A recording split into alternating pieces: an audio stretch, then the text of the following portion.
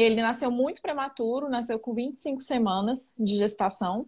Tem algumas pessoas que não sabem, mas a média de uma gestação normal é a partir de 37 a 40 semanas. Então, ele nasceu 15 semanas antes do que seria ideal. E ele foi considerado um milagre porque ele tinha 680 gramas ao nascer. Ele era muito frágil, né? Muito ainda prematuro, como o próprio nome diz. E a chance Cabia na de... mão. Cabia na mão. Ele vinha mais ou menos até Meu aqui, né? Deus.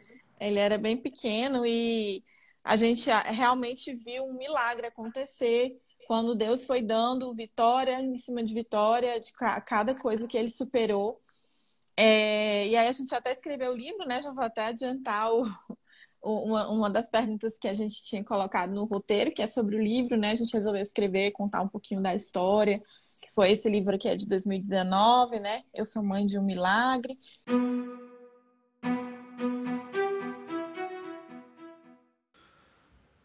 Boa noite, bem-vindos ao Atlas Lipcast. Tia Mai, olá, tia Mai. Oiê, Boa buenas noite. tardes. Todos bem-vindos à live sem nome. Exatamente. Live sem nome, tia Mai. Como é que a gente vai A fazer live com isso sem agora? nome, porque estamos procurando um nome para o nosso programa, pessoal. Então, hoje temos uma super live. Como Temos. E a nossa Temos. convidada já está aí. Já está aí. Então, assim, a nossa convidada de hoje é a advogada Fernanda Feitosa. Ela atua no direito da saúde com foco nas pessoas com deficiência. Atua em defesa das gestantes, das mães e dos bebês prematuros. Tem mestrado em política social, é escritora, palestrante. Além de tudo isso, é esposa, é mãe de uma criança maravilhosa que eu prefiro deixar que ela apresente e fale sobre ele, que é o Rafael. E então, seja muito bem-vinda à nossa live de hoje. Muito obrigada por ter aceitado o nosso convite. Bem-vinda, Fernanda, e bem-vinda com toda a energia do Rafael, que eu já sei que é um milagre. Sim, muito prazer. Igualmente. Rony e Mailu, e é um prazer, né, ter recebido esse convite, ter a oportunidade de conversar com vocês, né? Saber que tem um colega lá em Portugal aí para a gente conversar, e de Isso. Curitiba, né?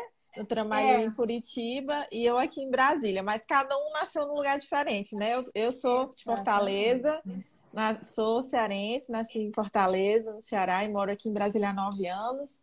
E já conheci um pouquinho de vocês, né? Pelo que a doutora me contou.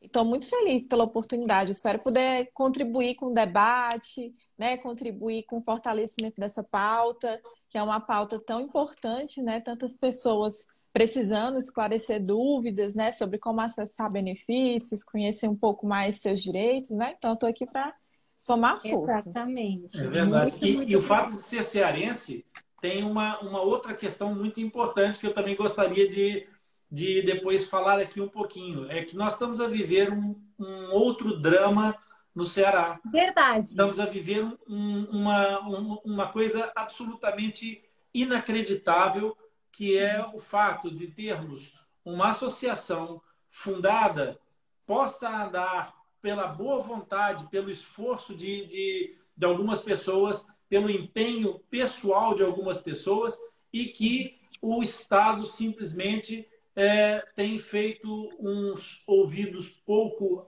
capazes e está fechando os olhos para a necessidade dessa associação, que é a Associação Beija-Flor.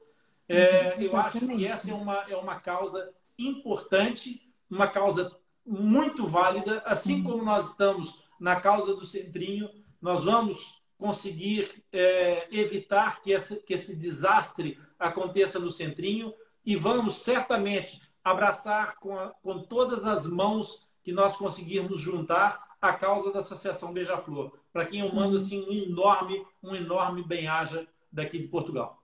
Igual. Maravilha. Até anotei aqui para depois pegar de repente o contato, me informar, né? Isso. Melhor. Depois a gente conversa melhor sobre isso e vamos Certo. também apoiar essa associação tão importante. Então, também nós sempre queremos conhecer um pouquinho mais dos nossos convidados e eu queria saber por que você escolheu ser advogada. Certo. Ok.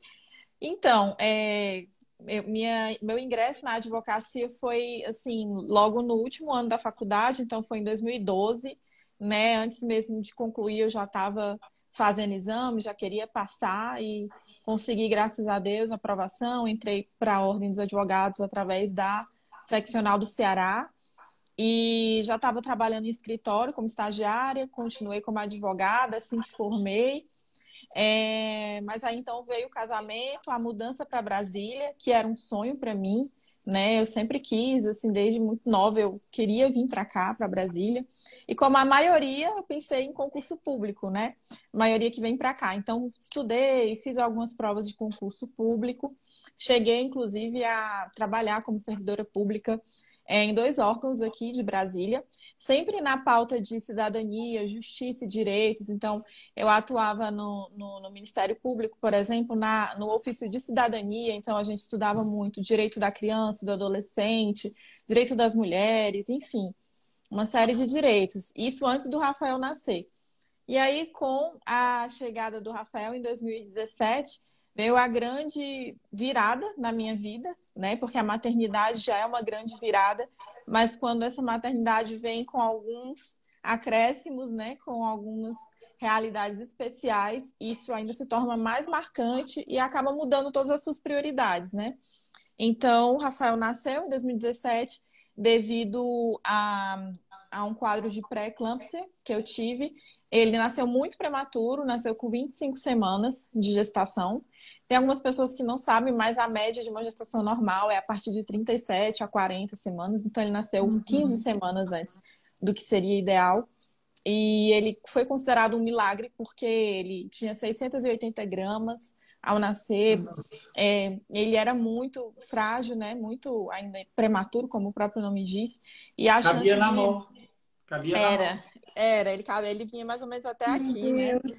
Ele era bem pequeno e a gente realmente viu um milagre acontecer quando Deus foi dando vitória em cima de vitória de cada coisa que ele superou. E aí a gente até escreveu o livro, né? Já vou até adiantar uma das perguntas que a gente tinha colocado no roteiro, que é sobre o livro, né? A gente resolveu escrever, contar um pouquinho da história, que foi esse livro aqui, é de 2019, né? Eu Sou Mãe de um Milagre. E ele é muito voltado para quem está com filhos na UTI, né? Seja prematuros ou agora com a pandemia, que a gente nem imaginava, né? Quantas mães com seus filhos na UTI. E às vezes a gente sofre muito, a gente passa muita pressão e às vezes é bom uma leitura que traga esperança, que traga força, né? Então o objetivo do livro é esse, é trazer fortalecimento para essas famílias, né? E, bom, para encurtar, né, que a história é um pouco comprida, de lá para cá, né, o Rafael, ele acabou ficando com sequelas, né? O Rafael, ele é uma criança com deficiência, ele tem diagnóstico de paralisia cerebral e autismo. E o Rafael, ele continua superando os obstáculos, né? A gente conseguiu, através de fisioterapia, de muito investimento na saúde dele, ele consegue andar, né? Sem apoio, nenhum suporte, ele consegue andar. Já está falando as primeiras palavras, né? A gente crê que em breve ele pode conseguir também falar, né? Ele está se comunicando de outras formas, já de formas alternativas, com o uso de figurinhas, de imagens, de alguns gestos que a gente está ensinando. E é isso, está com 4 anos e meio e está aí, graças a Deus, evoluindo, né? Crescendo, se desenvolvendo. Maravilha. Então, Fernanda, já escreveu um livro, já tem um filho, já plantou árvore? já, Então, né? Já tem já fechamos já o pode. circuito, mas ainda quero mais. Claro, Quero mais livros, mais filhos e mais árvores. Que com linda. certeza. Então, já que você começou contando a história do Rafael, Então, para colocar todo mundo assim também um pouquinho em contexto, eu queria te perguntar o que se considera como uma pessoa com deficiência? Sim. A gente tinha essa controvérsia muito intensa, né? Um debate muito intenso do que seria a definição. As pessoas tinham dificuldade com definições muito restritivas, né? Outras amplas demais. Mas aí, finalmente, a gente tem uma definição aqui no Brasil, que é a que está prevista no artigo 2 da Lei Brasileira de Inclusão, que é a Lei 13.146 de 2015. Eu até tenho ela aqui impressa pela Câmara dos Deputados, mas você acha essa lei no Google facilmente, é só você digitar. E ela define que considera-se pessoa com deficiência aquela que tem impedimento de longo prazo, de natureza física, mental, intelectual ou sensorial, a qual, em interação com uma ou mais barreiras, pode obstruir a sua participação plena e efetiva na sociedade, em igualdade de condições com as demais pessoas. É uma definição bem ampla, mas, ao mesmo tempo, ela traz alguns marcadores bem importantes, né? Por exemplo, o que seriam essas barreiras, né? Que barreiras? No artigo 3º, ele traz quais seriam as barreiras físicas, barreiras arquitetônicas, barreiras atitudinais, que foi uma que eu destaquei aqui. As barreiras atitudinais, eles definem, né? Atitudes ou comportamentos que impeçam ou prejudiquem a participação social da pessoa com deficiência em igualdade de condições e oportunidades com as demais pessoas. Então, até trazendo o gancho já para a fenda labopalatina, eu acredito que as pessoas que têm essa condição, elas sofrem exatamente com essas barreiras atitudinais, além de outras, né? Que a gente vai conversar mais de comunicação, dificuldade de comunicação, próprio preconceito, né? Então, dentro desse contexto que a gente acabou de ler aqui da Lei Brasileira de Inclusão, eu entendo que as pessoas com a fenda labial, palatina, elas se incluem aqui nesse contexto de dificuldade, né? De plena participação social. Exatamente. Porque é uma das coisas que a gente sempre discute, sabemos que tem muita até polêmica e até uma certa resistência, né? Entre as famílias, pai, mãe, que muitas vezes, na hora que a gente está discutindo se as pessoas com fissura labiopalatina têm uma deficiência, aí eles ficam, eu acho que não, por isso que... Mas a gente fala na amplitude da definição, assim. Quando você define do jeito que você fez, né, ele é bem amplo, ele abrange um grupo importante de pessoas. Então, porque aqui nós estamos falando de algo que seja, assim, uma dificuldade para se locomover, por exemplo, mas o fato de talvez não conseguir se comunicar de uma forma tão eficiente ou tão rápida, que precise de um esforço além do esperado, né, para conseguir se comunicar ou para socializar e que gere uma barreira, então, sim, eles são incluídos como um paciente com deficiência e que isso não deve ser visto como algo negativo, né? Porque agora, então, vamos falar sobre certos benefícios, né? Que podem ser alcançados ou que podem ser, tipo, um novo nível ou desbloqueados, né? Uma vez que os pacientes com fissuras são considerados pacientes com deficiência. Sim, com certeza. É isso. Inclusive, doutora Mailu, eu vejo assim, por exemplo, existem vários tipos de deficiência, né? A gente vê uma luta muito grande, por exemplo, da comunidade autista, dos autistas, né? Demorou, eles, né, lutaram muito para um reconhecimento, porque, assim, teoricamente, né, o autista entra nessa categoria de que a deficiência não é aparente. Você, né, dependendo do caso, você olha e, não, é uma criança normal, não tem que ter nenhum direito, chamam até de privilégio, né? Não para que esses privilégios, mas quando você começa a conhecer um pouco mais da realidade daquele paciente, daquela criança, você começa a ver as inúmeras dificuldades de comunicação, de socialização, de compreensão, de sensibilidade auditiva, de sensibilidade tátil. Enfim, aí você começa a entender que nem tudo é uma deficiência assim, que logo vai ser aparente, né? E no caso da fissura labiopalatina, em alguns casos ainda existe o aspecto físico, né? Dependendo se não forem feitas as cirurgias, ou mesmo feitas as cirurgias, às vezes ainda assim ficam sequelas, né, doutora? Então, e ainda que não fiquem, existem outras sequelas, né, doutora? Sequelas mesmo, até mesmo psicológicas e das atitudes, né, das barreiras atitudinais que essa pessoa vem sofrendo. Então, eu acredito que no nosso cenário atual de um Estado democrático de direito, que procura acolher, incluir, que procura fortalecer os cidadãos, a gente precisa, sim, reconhecer essas pessoas É. no... Aqui, inclusive, temos um comentário da mãe do Vinícius, da Lúcia Francisco, que ela é muito importante, porque ela participa ativamente na questão da aprovação de um projeto de lei, que já vamos conversar, que fala que tem que ser entendido que queremos equiparar as pessoas com fissura não reabilitadas às pessoas com deficiência. Esse é o ponto que a maioria não entende. E ela continua e fala, a fissura não é uma deficiência, mas as consequências da fissura podem levar a pessoa à margem da sociedade. E aí não terá a plena participação social, como citou a doutora. Exatamente. Então, é por isso, é uma luta e é bom esclarecer sempre que seja necessário, para que as pessoas vejam, assim, tirem um pouco essa barreira que talvez a palavra deficiência coloca na cabeça, aquele certo tabu, aquela coisa, e é aceitar que sim, tem acesso às coisas, mas entendendo como uma deficiência, e eles entrando nessa definição, abre assim, muitos outros caminhos que não são privilégios, são direitos.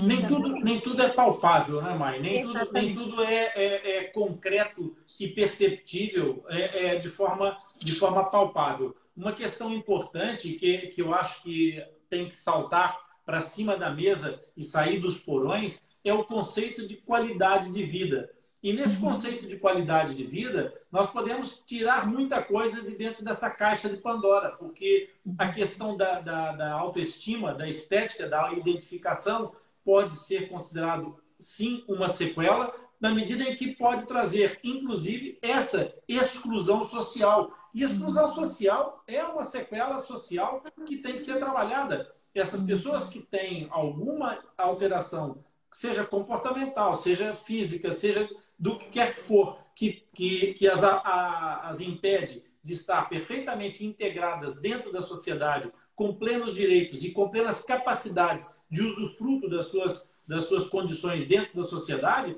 elas têm que ser protegidas de alguma maneira, não é? Sim. Sim, concordo. Então, entre as leis, se a gente já considera a fissura como uma deficiência, então uma das leis que protege seria a lei da inclusão, certo? Sim, a Lei Brasileira de Inclusão, exatamente. Seria o principal diploma que nós temos, né? Juntamente com a Convenção dos Direitos da Pessoa com Deficiência, que é um diploma internacional que foi aprovado em Nova York, e ele foi internalizado para o Brasil através de um decreto em 2009. O decreto 6949. Então, ele também tem validade no plano nacional. Então, a Lei Brasileira de Inclusão, que é de 2015, tomou como base essa convenção internacional, que já previa vários direitos e princípios importantes, né? Então, a gente tem esses dois diplomas que se aplicam, né, à pessoa com deficiência. A gente também tem algumas previsões no próprio Estatuto da Criança e do Adolescente também sobre a questão do acesso à saúde, acesso à educação, também voltado para a pessoa com deficiência, né? E em relação ao projeto de lei, eu dei uma olhada, né? Nós temos esse projeto de lei 11.217 de 2018, que procura justamente o reconhecimento dos pacientes que apresentam a fissura palatina ou lábio-palatina não reabilitados como pessoas com deficiência, né? E esse projeto, ele é de 2018 e quando eu olhei hoje a tramitação dele, né? a última movimentação que teve foi uma audiência pública no ano passado, mais ou menos em novembro do ano passado, né?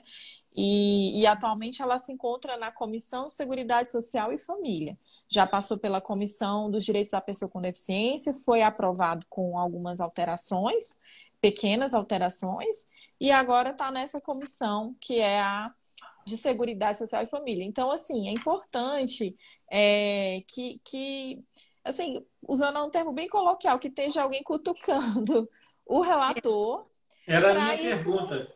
E Essa era a com minha ficar pergunta, Fernanda. parado. Mas Esse nessa ritmo. questão, eu acredito que, por exemplo, o Tiago César, que é ele é fissurado, reabilitado, e ele está doutorando agora. Ele defende os direitos das pessoas com deficiência e ele é das pessoas que sempre está lutando e o que apresentou a lei, o projeto de lei nessas audiências, com certeza ele deve ter alguma agenda sobre essas próximas audiências, esses próximos passos, né? Porque uma das minhas perguntas era essa: como um projeto de lei depois se transforma numa lei? O que a gente precisa para isso? É muito importante a organização da sociedade civil, né, através de associações, principalmente movimentos, para eles ficarem em contato sempre com o relator e com os parlamentares que compõem a comissão, no caso, atualmente está nessa comissão, Seguridade Social e Família. Inclusive, nem era previsto, né, passar nessa comissão, mas aí eu vi que um deputado foi e opinou que seria importante, então acabou indo para lá, e tudo bem, acho que o debate é saudável mesmo, mas é preciso estar sempre pressionando. Quais são as formas de pressão? Ligando no gabinete dos parlamentares, mandando e-mails, se possível, vindo a Brasília, trazendo uma espécie de carta aberta, né, representando essas pessoas, procurando apoio na mídia. É realmente essa organização mesmo popular, mesmo das pessoas, né? É assim que as causas avançam. Às vezes um dia, eu não sei, eu não cheguei a pesquisar se já existe um dia de sensibilização para essa causa, por exemplo, né? E aí, nesse dia, fazer uma pressão a mais, marcar lá os deputados, por exemplo, na publicação, e é assim que vai funcionando. Eu sei disso também por experiência própria, né? Como eu também milito na questão da prematuridade, né? Na qual eu sou membro da Associação Nacional da Prematuridade, então a gente faz isso, a gente fica sempre em contato mesmo com os parlamentares para a gente conseguir a aprovação das leis, né? É demorado, mas uma hora sai. Que é bom. Fernanda, o ritmo que está a tramitar essa lei, na sua opinião, está a evoluir dentro de um ritmo normal ou há algum atraso além daquilo que seria desejável e normal? Olha, a Lei Brasileira de Inclusão, essa que a gente conversou, ela demorou muitos anos. Eu não lembro se foram 10 ou se foram 15 anos. Foi algo assim. Que é um diploma bem amplo, bem cheio assegurando vários direitos importantes, né, que bate de frente com interesses econômicos, políticos e tudo mais. Então, demorou esse tempo. Eu acredito que essa não deve demorar isso tudo, porque já é um tema mais restrito a um grupo, né, menor. Mas, assim, se não houver realmente essa movimentação, pode ser que fique ali parado, demorando. É necessário que sempre existam pessoas em contato mesmo com o relator, cobrando e perguntando quando que vai ser pautado, pedindo data de ser pautado. Então, é assim que a gente abrevia o tempo, né?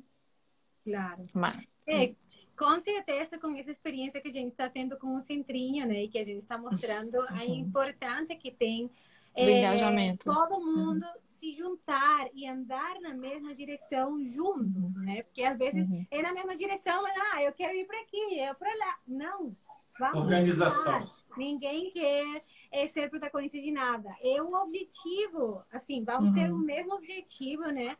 Então, com certeza, já tendo esse precedente, vamos, assim, já que está pessoas conectadas, que já tem muito mais tempo atrás disso e que a gente está se juntando a ele, então podem contar com a gente. Vamos criar grupos para focar nisso, né? Porque estão vendo a importância. É quando o pessoal se junta e faz pressão que o negócio acontece. Então, podem contar com a gente, que vai nessa direção. É isso mesmo. Fernanda, voltando um pouquinho na história, porque a gente vai fazer assim um vai e vem dentro da história geral e da história particular. É, quando é que vocês tiveram o diagnóstico, fechou o diagnóstico do autismo e como é que foi a gestão pessoal e familiar da mãe, portanto, consigo mesma e com as pessoas à sua volta? Ótima pergunta, Rony, porque é interessante como a nossa vida pessoal, pelo menos para mim, isso acontece, né?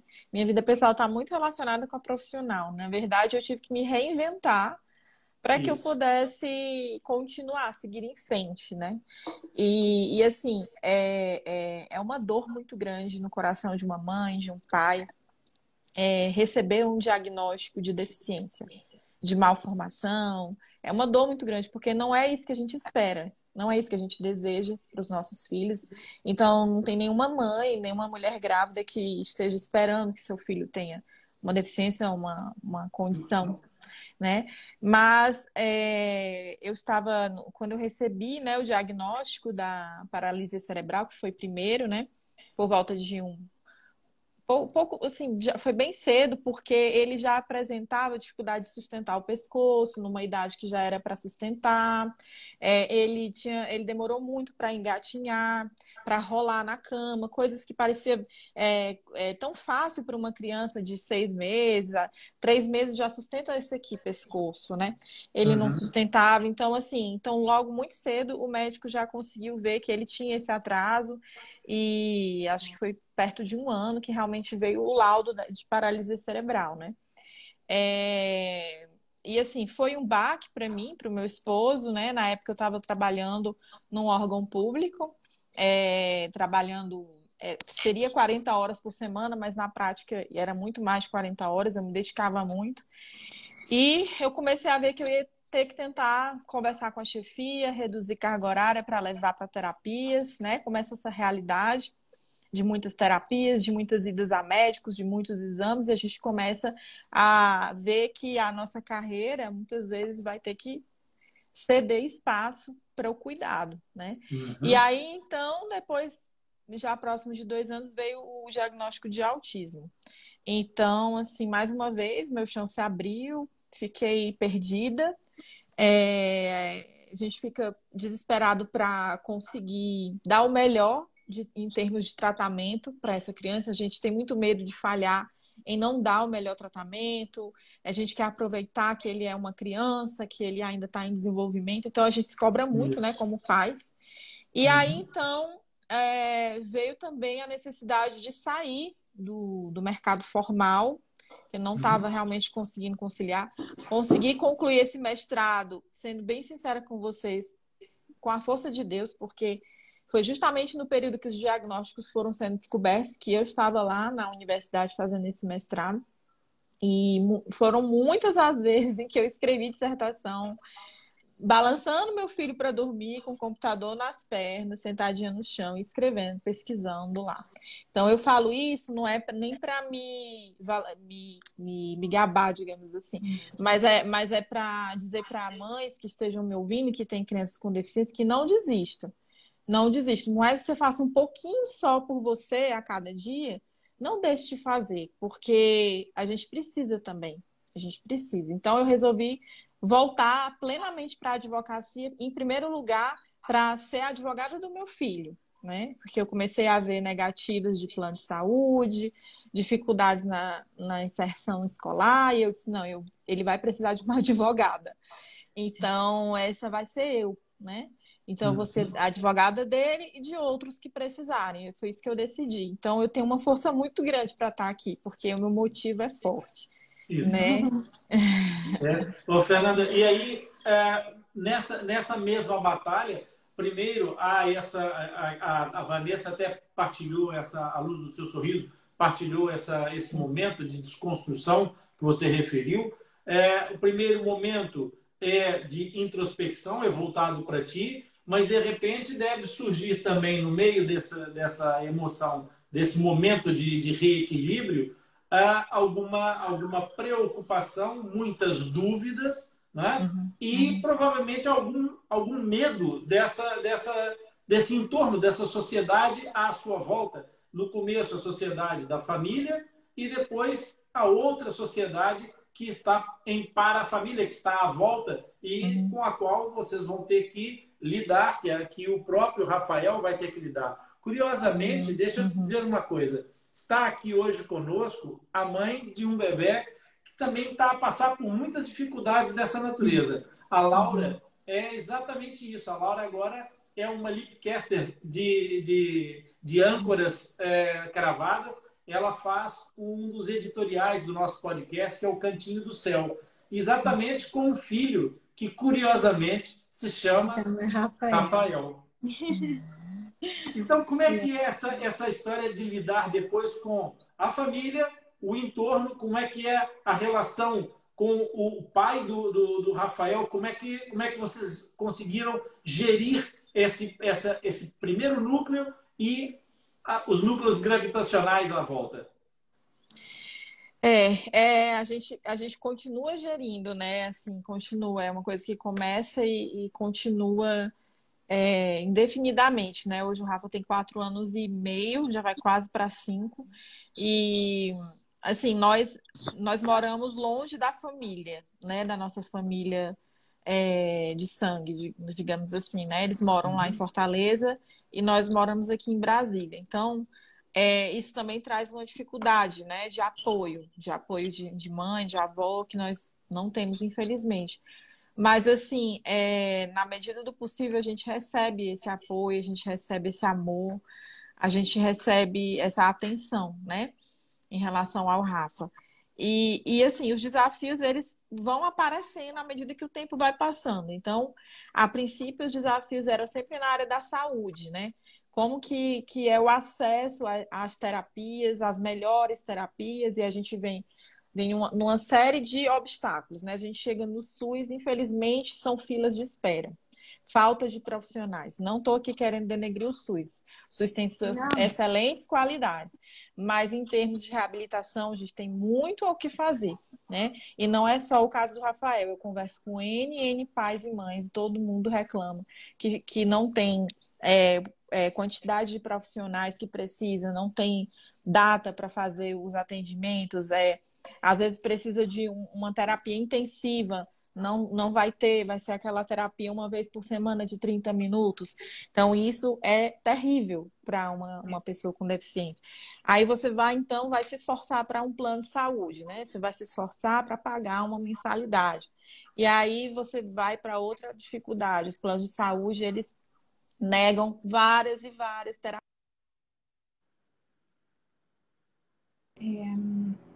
Do SUS, Travou um pouquinho, né? Aqui. Deu uma travadinha? Deu uma travadinha. Mas já voltou. Já voltou. Então aí a gente vai ter a luta, que é essa que eu estou atualmente, né? Onde eu mais atuo aqui no escritório, é essa questão dos planos de saúde e os pacientes com deficiência, com outras condições, né? E uma parcela muito pequena da população que consegue pagar particular nos melhores locais e tem os melhores resultados. Então, assim, é uma pirâmide bem injusta, bem sofrida. Inclusive, assim, a gente está falando de pessoas com fenda lábio-palatina e, assim, essa luta para ser reconhecido como pessoa com deficiência para ter acesso a direitos. Mas quando vocês chegarem lá, vocês vão entrar numa nova batalha. Sejam bem-vindos. Então... Fernanda, a questão dos seguros é muito séria, porque os seguros não pagam situações pré-existentes à contratação do seguro, não comparticipam. Os planos de saúde fogem todos a essa situação. Se não houver da parte do Estado uma responsabilização, essas crianças e essas pessoas ficam desamparadas. E esse desamparo é o que nos choca quando uma mãe vem trazer o seu testemunho de que os profissionais devidamente preparados são poucos. Como é que é possível que haja cabeças pensantes que decidam apertar e reduzir o centrinho a um departamento de um hospital de atendimento ultra especializado. É quase inacreditável. E quando nós temos situações como essas que vocês estão falando, a necessidade de apoio e de suporte, ela não se consegue fazer só individualmente. É preciso, de fato, haver força de maior número de pessoas. A Inês Graciano, por exemplo, nos dá aqui um testemunho que a Rede Profis solicita o apoio da mobilização para a aprovação do projeto de lei 11.217/2018, que dispõe sobre o reconhecimento dos pacientes que apresentam fenda labiopalatina não reabilitados como pessoas com deficiência, que é aquilo que nós já falamos aqui mais cedo. E, no entanto, o Estado, que é responsável por criar esse equilíbrio de condições entre as pessoas, sacode a água do capote e diz que não, passe aí sai daqui do Estado e da Universidade de São Paulo, Centrinho, vai ali para a mão daquela unidade privada, que eles vão lá fazer as contas e ver se é possível continuar a atender ou não, até quando for possível encerrar um centrinho com um centro de referência como e depois deixar tantas pessoas e tantas famílias desamparadas como está acontecendo agora.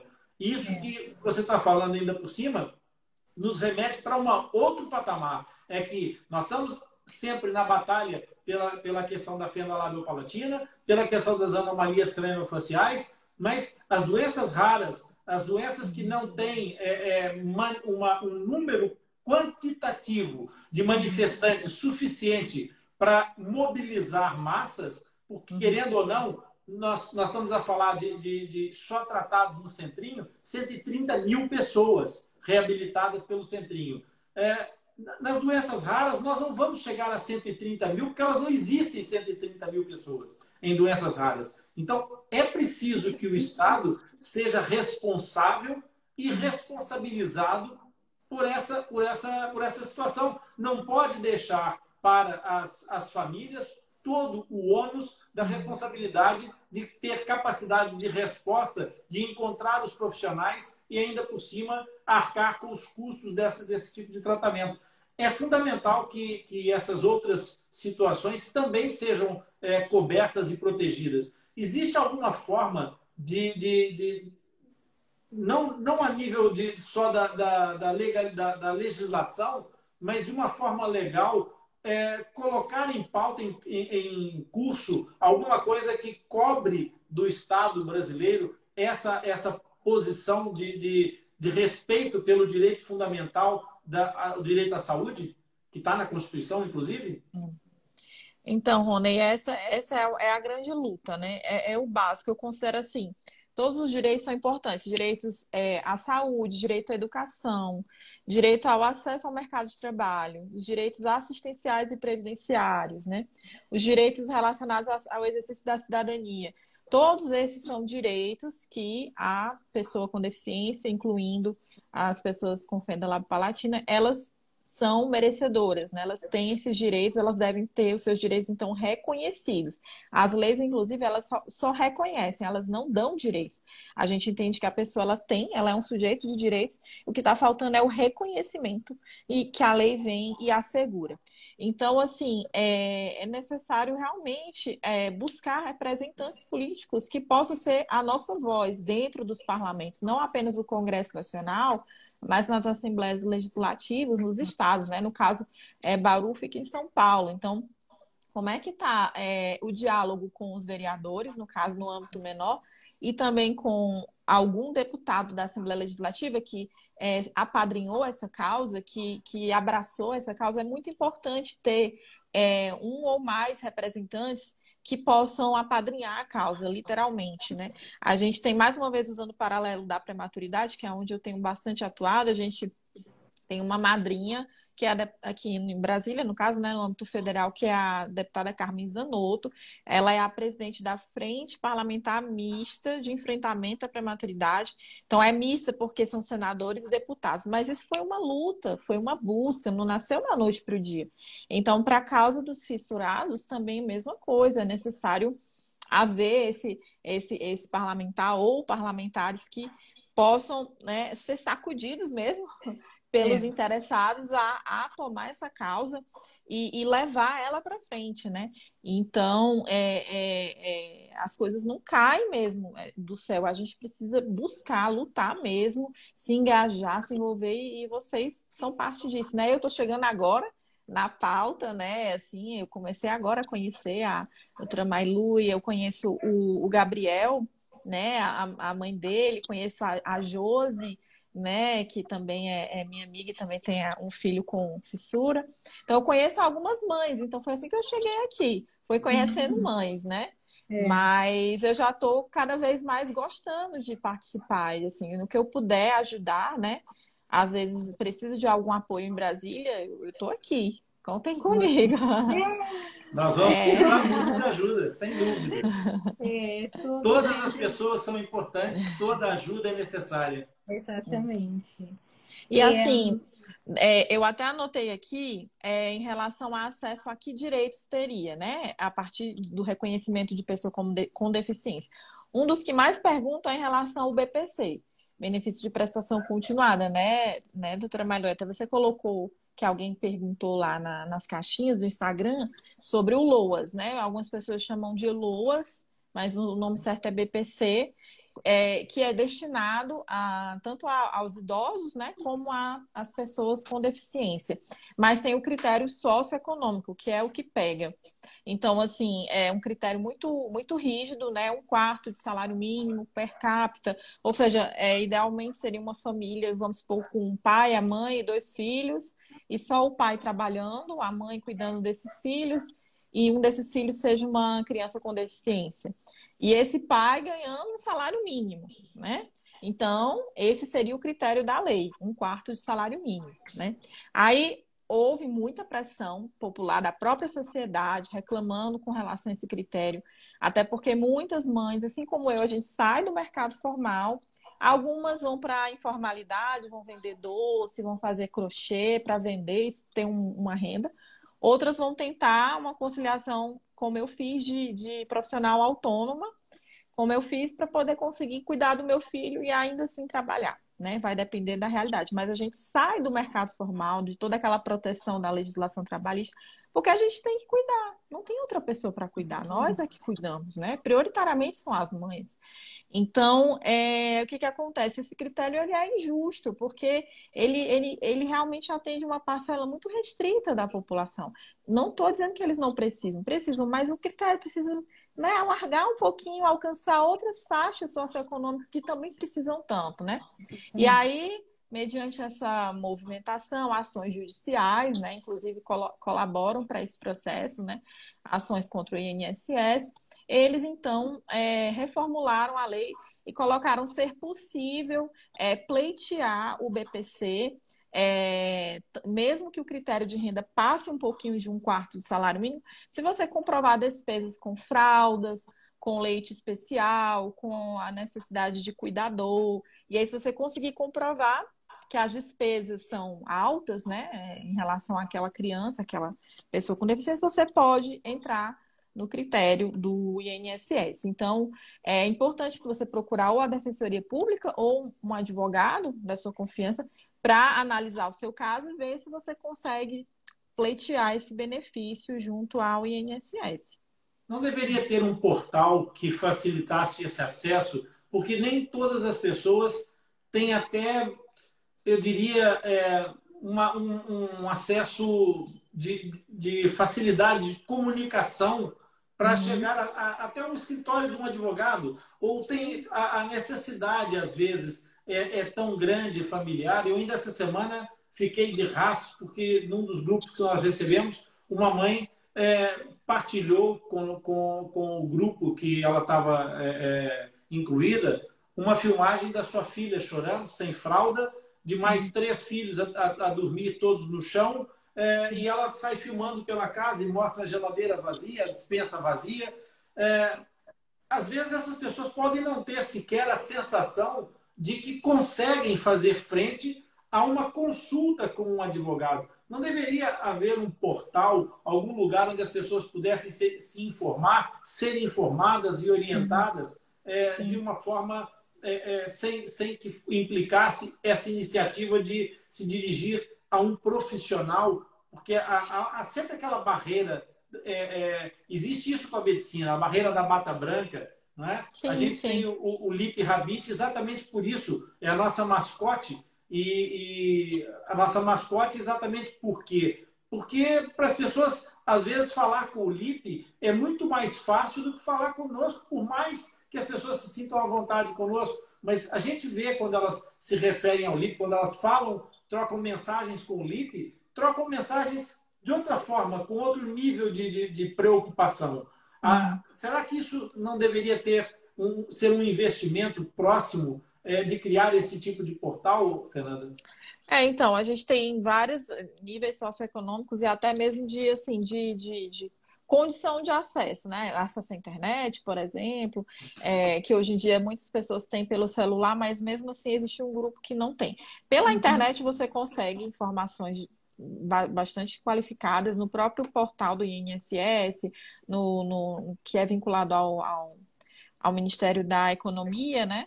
Então, você acessando o portal do INSS vai ter lá, né? Página do segurado, aí tem principais perguntas, aí você vai achando várias informações, isso está posto lá. Outra coisa é a assistência social, né? Geralmente, quando se procura esse benefício, também se procuram outros benefícios, né? Próprio Bolsa Família e outros, né? Então, no serviço lá de referência à assistência social, geralmente o assistente social já orienta essa pessoa que é mais hipossuficiente, que não tem muita condição de acessar isso por conta própria, eles auxiliam. E a Defensoria Pública, ela ainda tem uma dificuldade de capilarização nos municípios do interior. Mas aonde ela existe, né, nas capitais e nas regiões metropolitanas, e nos interiores aonde ela existe, ela atende também por critério socioeconômico. Geralmente são até 3 salários, alguns menos, né? Tem uma variação por estado. Mas geralmente a renda de até 3 salários mínimos faz direito a utilizar a Defensoria Pública. Então, é outro local onde vai poder tirar dúvidas, entrar com uma ação judicial, se for o caso, né? Enfim, e os advogados é para aqueles que quiserem um atendimento personalizado, individualizado, né? Uma pessoa da sua confiança. Então, existem vários caminhos para acessar, mas eles existem. Ótimo. Inclusive, essa informação que você está passando, né? Vamos transformar em posts também para divulgar, né? Para o pessoal já saber, porque também falta isso. Talvez divulgar a informação, assim, a gente ajuda e chega a mais pessoas, mais famílias, né? Aí o que acontece, né, só para concluir, mais uma vez os entraves governamentais. Por exemplo, como é que está o atendimento do serviço social? Né? Como que tá as filas de espera por atendimento? Por isso que muitas vezes o cidadão fica desassistido, fica em dificuldade, porque procura os serviços e encontra a ineficiência. Aí é um outro problema, infelizmente. Isso que você está dizendo é música para os ouvidos da Inês Graciano, que é assistente social, e está te convocando, em convite, obviamente, contar com o teu apoio em Brasília. A Rede Profis precisa muito de uma política nacional para as pessoas com fissura lábio-palatina.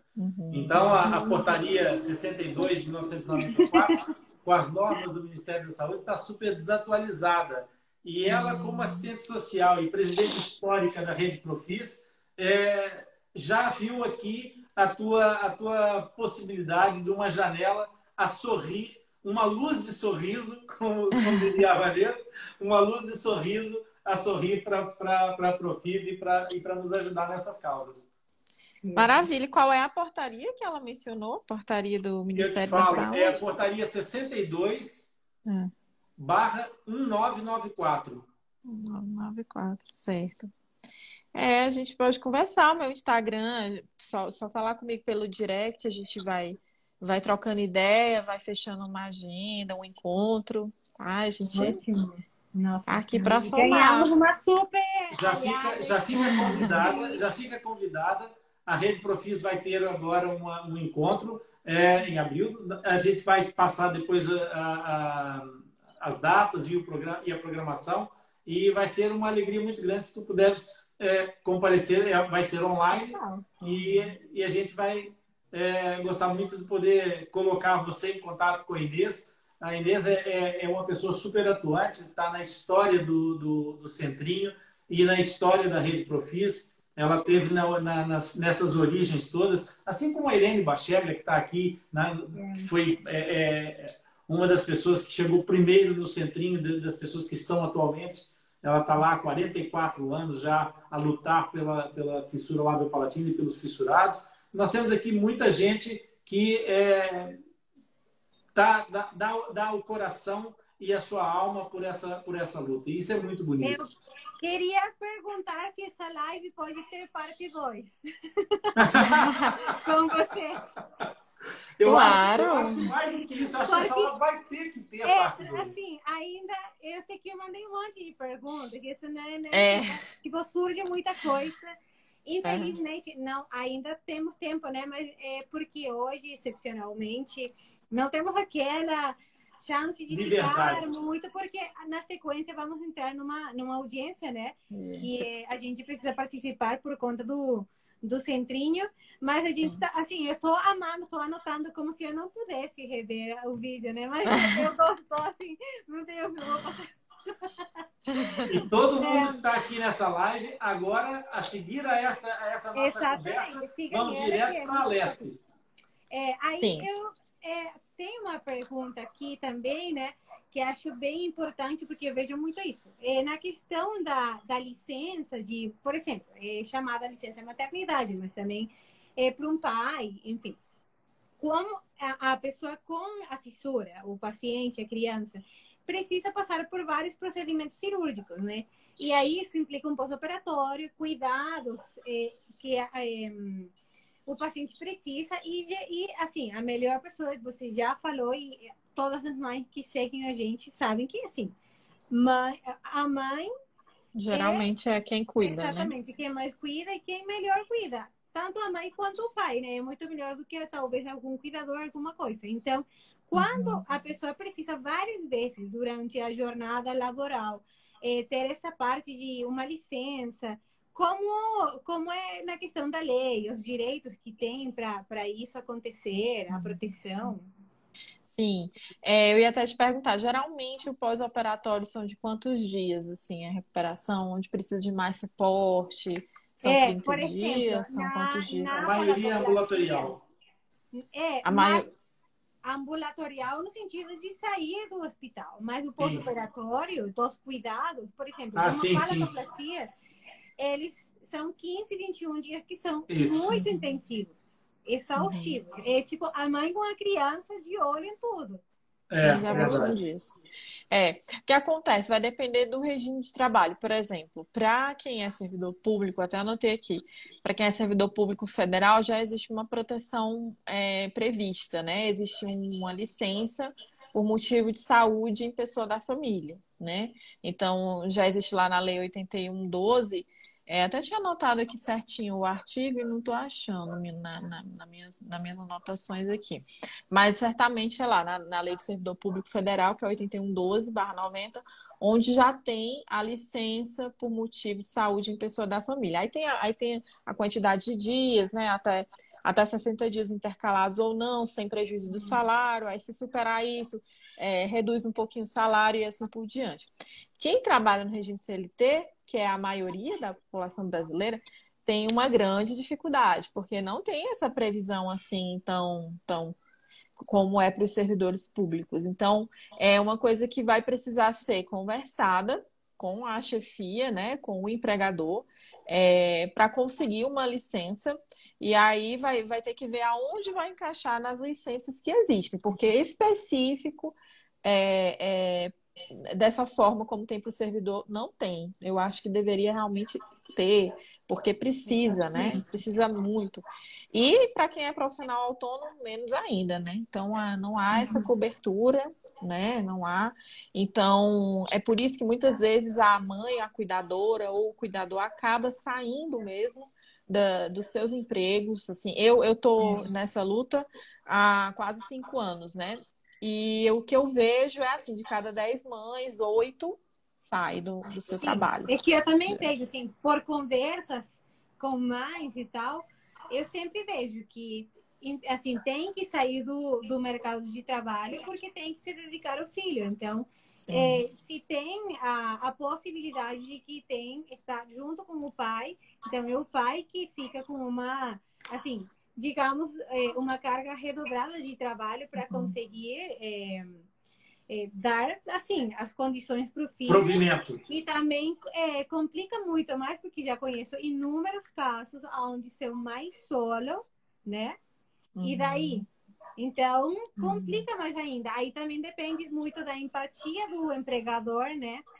Que às vezes tem essa parte de que entende muito bem que precisa dessa licença, mas nem sempre é assim. Então fica complicado, né? Procurar uma forma de renda para continuar cumprindo as necessidades básicas do filho que necessita tanta coisa, né? Então... Quando a gente fala de política pública, né, que foi o tema do meu mestrado, né, o tema do meu mestrado, vai virar um livro, tá? Já recebi o convite da editora, tô editando, tá? Mais uma vitória. Mais uma história. Está sendo... a notícia está saindo aqui em exclusiva na live sem nome, pessoal. Mães, trabalho e proteção social. Então, como conciliar, né, essa questão da maternidade, o trabalho e a proteção social. Então, assim, a gente fala muito da criança com deficiência, a gente tem que falar do idoso, e a gente tem que falar das pessoas que precisam do cuidado. Mas e as cuidadoras e cuidadores, né? Principalmente as cuidadoras. O que a gente faz por elas, né? Como que a gente pode ajudar essas mulheres, né? Que estão sobrecarregadas, que elas realmente levam um ônus que deveria ser compartilhado com o poder público, né? Deveria ser socializado. Então, eu penso muito isso, que a gente ainda tem que voltar o olhar para essas mulheres, né? Porque elas carregam um piano. É que assim, a cabeça vai ficando assim, mais, quando a gente mais entra no assunto, a gente vê que tem tanta coisa, e por isso, toda ajuda é sempre bem-vinda, qualquer ideia nova, coisa, é sempre necessário. E, bom, agora aguente, né? A gente que vai ficar aqui. O maior prazer do mundo. Para mim é uma grande honra, uma grande alegria estar entrando para essa família. Bom, bem-vinda mesmo. Inclusive, a parte 2 dessa live, a Inês fez uma sugestão que eu acho muito interessante aqui no nosso chat. Era reunir a Fernanda e o Tiago César para a gente conversar aqui sobre isso. Porque, às vezes, a luta ela é muito dura, não é, Fernanda? E, às vezes, é árida. E em muitas situações, há esse sentimento de repente, parece que a gente está sozinho no meio do mar a nadar sozinho. E o Tiago já referiu várias vezes que se sente muitas vezes sozinho na luta política. E assim, tendo uma pessoa como você, com essa motivação, porque essa é a grande questão que as pessoas precisam centrar. A legitimidade de quem vive essas situações, ela reveste de uma força, de uma energia, de uma resiliência que é inultrapassável. Então, o Tiago, como ex-fissurado, você como mãe, tudo isso acaba por traduzir uma integridade, uma legitimidade que dão outra força a esse manifesto.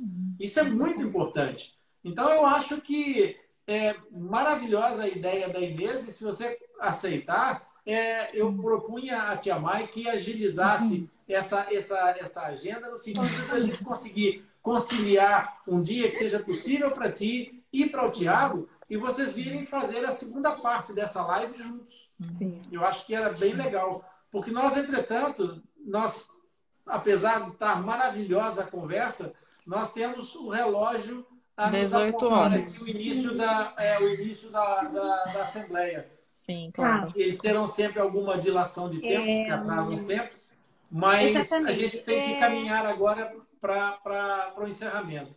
Eu queria saber, assim, para deixar aqui registrado, aonde a gente pode já seus livros, né? Que achei bem importante. Muito importante. Uhum.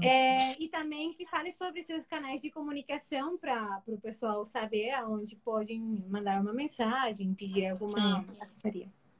Sim, claro. Eu centralizei tudo no Instagram, realmente. Então, lá você consegue falar comigo pelo direct. Acredito que eu já coloquei o botão também do WhatsApp.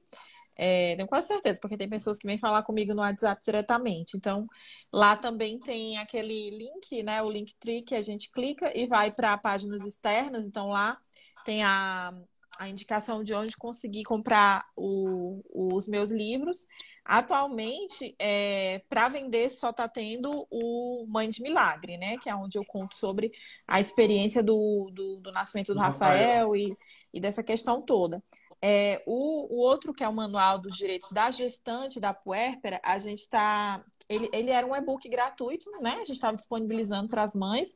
E aí, como teve muita procura, a gente resolveu fazer uma segunda edição atualizada e tá, a gente ainda está trabalhando nisso. Então, por enquanto, a gente só tem essa versão mais simples, né? Então, mas é isso. Todos os meus contatos estão no Instagram, que é @FernandaFeitosa, Feitosa com Z.adv. Né? E assim, eu sempre tô lá, todos os dias a gente posta conteúdo jurídico sobre direito da saúde, direito das pessoas com deficiência, direito das gestantes e mães. Esse é o nosso foco. Então, quem seguir, com certeza vai receber todos os dias conteúdo de qualidade. E eu tô sempre lá respondendo, conversando e, enfim, contem O livro comigo. o livro chega para mães fora de Portugal, fora do Brasil? Eu acredito que sim, porque é enviado pelos correios. Então, com certeza, com certeza. Ok. Maravilha. A Então, Tia Maia agora vai ter um momento que é um momento muito especial da nossa live. A gente fica sempre a contar com um sentimento paradoxal de estar chegando ao final da live. É aquela fase que a gente já está com pena de terminar, mas estamos todos ansiosos por esse momento. Tia Maia. tá. Sempre quando a gente convida as pessoas, eu escolho uma palavra que define o nosso convidado. Então, a palavra que eu escolhi hoje para você é a palavra proteção. E ela é o ato ou efeito de amparar, ser abrigo, dedicação pessoal, aquilo que dela precisar, dar auxílio, apoio ou ajuda e cuidar para não ocorrer danos. Então, para mim, Que é a lindo. palavra que define você. A proteção. Ai, que lindo, gente. Vocês não vão me fazer chorar, que eu sou muito emotiva. Eu amei essa palavra, realmente me identifico com ela, de verdade. Obrigada, viu? Muito obrigada pelo carinho de vocês. Eu estou me sentindo muito bem acolhida. Obrigada. Que bom. E bem-vinda à família Aqua Vidcast. Bem-vinda, seja bem-vinda. E já está a promessa pública e em vídeo de que vem a parte 2. Vou esperar, hein? Porque ainda ficaram muitas perguntas. E, bom, aqui está mandando beijos e cheiro pro Rafa. A gente também manda muito abraço, beijo, muito carinho. E realmente uma honra para nós ter você. Sério, eu estou muito feliz de que esse dia chegou. Mesmo, muito bom. A gente esperou muito mesmo. Fernanda, bem-aja por todo o teu trabalho, bem-aja pelo Rafael, bem-aja por tudo que tu estás a fazer em relação àquilo que os outros miúdos vão beneficiar, miúdos e não miúdos. Miúdos aqui em Portugal são as crianças, pelas crianças e pelos grandes, né? Pelos pequeninos e pelos grandes. Eu pelo menos tenho o sistema me referir a todas essas pessoas como os meus pequenos heróis, porque eles são os heróis de carne e osso, são os heróis de verdade, fora da história em quadrinhos. E é maravilhoso ver esse trabalho, especialmente quando a gente sabe, e quem vive dentro desse mundo sabe o que é realmente essa luta de colocar esses pratos todos a girar. A advogada, a mãe, a cuidadora, não é? A escritora e por aí fora. Portanto, a minha bem-aja admiração. por tudo. Bem-aja por tudo e a gente vai se encontrar muito em breve. Gratidão. Pessoal, Ótimo. direto para a Leste agora. Todo mundo clicando no link da Todo mundo Leste e clique vamos nos embora. links que eu compartilhei nas stories. Bora, todo mundo para aquela audiência também, para dar o apoio. E, mais uma vez, muito, muito obrigada. Obrigada, gente. Boa noite. Muito obrigada. Beijos. Beijo. Beijo. Tchau. Tchau, pessoal. Tchau, tchau.